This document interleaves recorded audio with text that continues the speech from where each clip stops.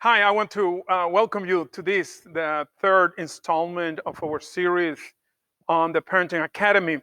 I want to start, or before we actually begin with this session, I want to remind you that these videos, there's going to be four of them. These videos are only a summary of what we talk about in the Parenting Academy. TPA is really a workshop for parents that we offer to our community, to the community around us, so that they will come learn in detail the things that we here on this video series are just talking on the surface. We talk about them in detail during the workshop. And actually, the workshop is 8 hours long. We meet we have four sessions of 2 hours each, once a week. And in those 4 weeks, we dive deep into each of the topics that we cover here on the surface, as I mentioned. But also at the end of that 4 weeks, parents have what we have been calling the parenting map, a very specific, detailed plan on how to help one of their children with with one issue, one child, one issue at a time. That's the main philosophy. And after 4 weeks, the parents have that detailed plan. They go and implement it, and then we come back for another session 2 weeks later, kind of to review, to revisit what we have done as a way to provide accountability. Another thing that I want to say in this series is that even when we offer it through our school of software design that we call the Innovative Bloom Company, I want you to know that the series is possible because of the generous support of my congregation here in Norcross. Because of them, is that I have the time and the resources to do this. So I want to thank them for their support. And if you ever meet them, I think it will be okay if you also say, thank you for helping Alex to help us. I think that will be appropriate. And this session, we're going to talk about discipline. And I know that's a difficult word, right? We have, or a difficult concept. We have different ideas of what it is. We have different ideas of how to actually apply discipline to our children. Even we have different ideas and opinions about the need for discipline. Maybe we don't need discipline. Maybe the kids will grow up to be productive members of society.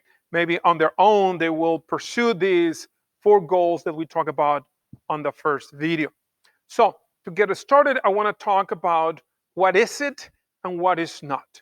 Discipline, let me just say this from the get-go. Discipline is not punishment. Okay?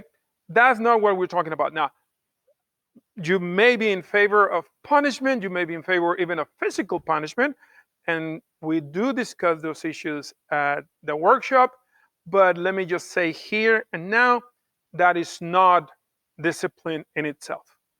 You can be very strict, you can be very strong in terms of the punishment that you apply to your children.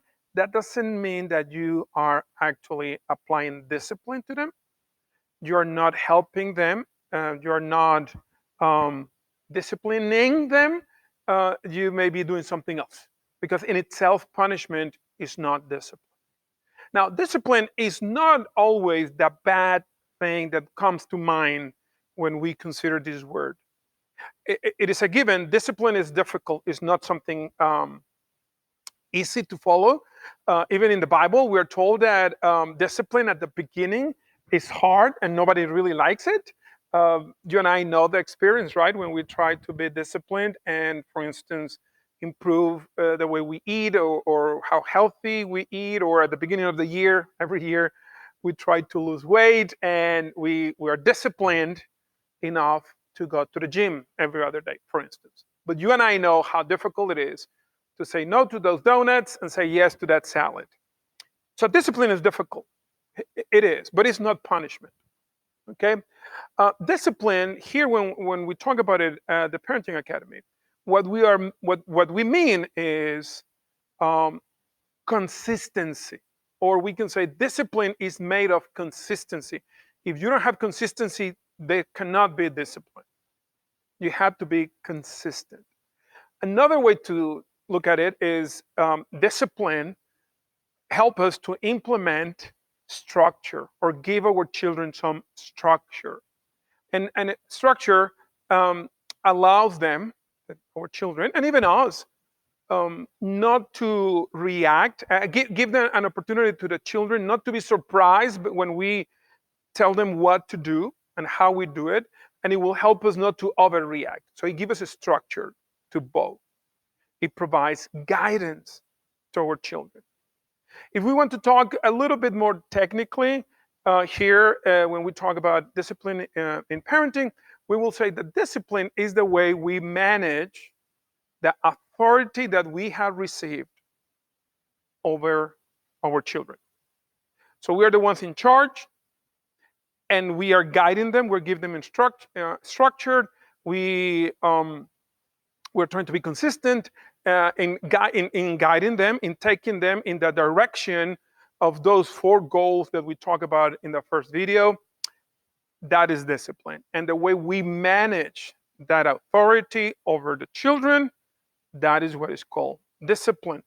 This is important because we, you and I, parents, we are managers. We are stewards of the authority we have over our children. Somebody else gave us that authority to us first, and then we delegate that authority to school or the civil authorities or other individuals. And I believe in what the Bible says, that that authority is for the parents first because it comes from God to us and from us to everyone else.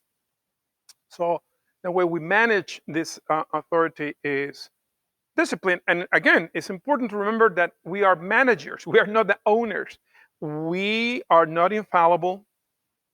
We do not know everything. We parents. We sometimes make mistakes. When we believe the contrary, we are giving ourselves attributes that only that belong only to God. Neither you nor I are God, so we should not think that we are absolute in the way we discipline our children in terms of it's my will and that's it.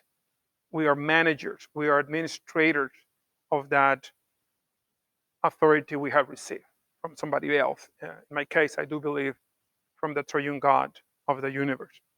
Now, when we apply discipline, sometimes we, from the get go, from the starting point, we go in the wrong direction.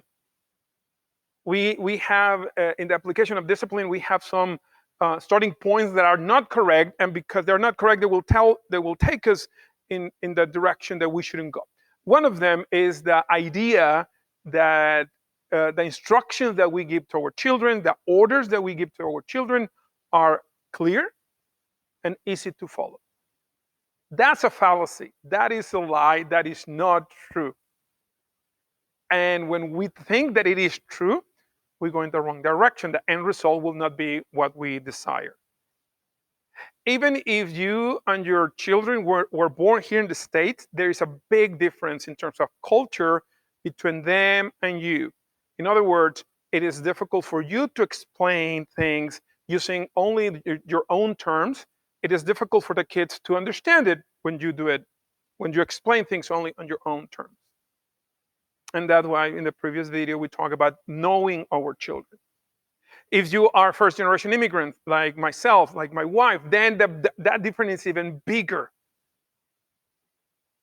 We cannot try to apply what we learn in our countries of origin here because it's a different setting. Our children are under different kind of pressure. So we need to be careful. So that's a wrong starting point when we think that the instructions we're giving, the directions we're giving are clear and easy to follow. Another starting point that is incorrect is when we think that either our children are either too good or too bad.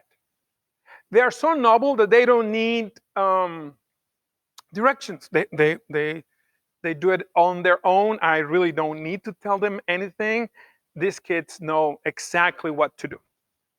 And of course, that's also a fallacy. That is a lie. That's not true. or we think they are so far away, they are so rebellious, they have their way of doing things that will never respond to what we have to say. And that's also not true necessarily. Either way, maybe there's a case. Maybe you do have a child that is novel. Uh, they know exactly what to do. Maybe I haven't seen them in all my years on this earth. Maybe you think that your son, your daughter is completely gone. There's no way I can discipline this child. I have not seen that either. So this is my opinion. Those are the wrong starting points for the application of discipline. So how do we do it? So this is what we call the first questions. We ask two questions, one after the other. When we as parents, we see our child, the child that we're trying to help, and we see her reaction, the way she responds to certain things. A typical example would be we want our child to clean his room, right? And we say, "Hey, Joni, clean your room." We give him instructions, and he doesn't do it. The end result is that when we go the next day and we look at the room, the room is still a mess. And we ask them, "Hey, why is that you didn't clean it?" And he say, "I did clean it." So right there, we need to stop when he said, "Hey, I did it," and we need to ask these two questions before we jump to conclusions. Before we start thinking, "I'm gonna ground this boy for 37 years," before we do anything, before we apply discipline, we need to ask these two questions. And I call them first questions because we need them both before we do anything. So first, the question is this an issue? The fact that the room is not clean, according to my standards, regardless of what my son is saying, um, is this an issue of the mind or is an issue of the heart? In other words, is the reason the room is not clean and the fact that my son is telling me that he actually did it, but it's not clean, is this an issue of training him, of being more clear, more specific, of showing him what it means to be clean, what it means for the room to be clean, according to my standards, according to what I desire? Is an issue of that, or is an issue of rebellion? My son wants to, he doesn't want to follow instructions, or he doesn't know how to show respect. He doesn't care about my orders and directions. So what is it? It's an issue of the mind. It's an issue of the heart. And once we determine that, we start building the path for discipline. The other question, the other side of the first questions is, do I need to give my child, do I need to give her roots, or do I need to give them wings? Do I need to give her wings? And let me explain. Roots are our values, something that doesn't change, something that will help them to be grounded. And we talk about values. Remember, you're going to need that list of values that you wrote, and you're going to need the parenting map that you have been working on. You're going to need it now to determine, is this an opportunity for me to talk to my son, to my daughter, about the values? Those are the roots. Those are things that never change, the things that are going to get this child affirmed and secure, and it's going to help them to grow as teenagers or preteens and adults, and et cetera, et cetera. Excuse me. Do I need to give my child wings? Something is bothering me in my eye. Sorry about that. Do I need to give my child wings? In other words, do I need to help my child to dream, to fly? Do I need to give him these goals that are so big that are like a dream? And maybe at this time, my child does not believe that he or she can actually obtain that goal. So dreams, big desires, long-term goals. That's what wings are. Roots are the values that get their hearts affirmed and help them to face difficult situations because they will always protect those values. So these are the first questions. Is this an issue of the mind or is it an issue of the heart? Do I need to train him better, show him more clearly? Do I need to deal with the heart? Maybe it's an issue of the attitude that they are showing. Maybe they actually wash the dishes, but all the time they were cursing out or something like that. I don't know. That will be an issue of the heart. Is this an opportunity for me as her parent, as her dad, to reaffirm the values we have as a family? Or is this an opportunity to challenge my son to dream big, to pursue big ideas, big dreams, big goals? Because I do believe that he can do it, and I actually want to help him to pursue these goals. So before we go, let me ask you to consider writing this down in whatever you are keeping your parenting map. And here are some basic questions. Some of them are, well, I guess all of them are like self-exploratory. You know, they're gonna help us to see our own heart as parents. So the first question is, how do you learn the best? What is your preferred way of learning? It's somebody sitting with you, next to you, showing you how to do things. It's on writing, maybe instructions, like you're very good at following written directions, like Google Maps. Well, now we can hear it, right? Before, when we used to print Google Map directions, or a recipe, you're very good at following a recipe. You don't need to watch a YouTube video about how to bake a cake. Or maybe it's a video, or maybe it's audio, maybe it's somebody next to you. What is the best way for you as an adult to learn something new? Now, here comes the other question, and it's a little bit more difficult, I think. How does your child prefer to learn? What is his or her preferred way of learning? Write down as much detail as possible for the answers of these questions. And then consider everyone around you, the adults in your life, your friends, consider your spouse, consider your community of faith. Who could help you to deal with the issues of the heart? I'm not saying that you are incapable. Actually, you are very capable. And remember, you're in charge. But of course, if your spouse is present in this process, he or she should be able to also help you to deal with the issues of the heart with your children. But here, it's important to consider the spiritual formation of your children. And again, it may be a good idea to consider the faith community that you belong to. Now, you may be saying, Alex, I do not have a faith community. Well, I think you should. I think you should find one. I think you should go and look for one that will be able to help you, but also a faith community that you can contribute to. Okay? It is important for the benefit of the whole family.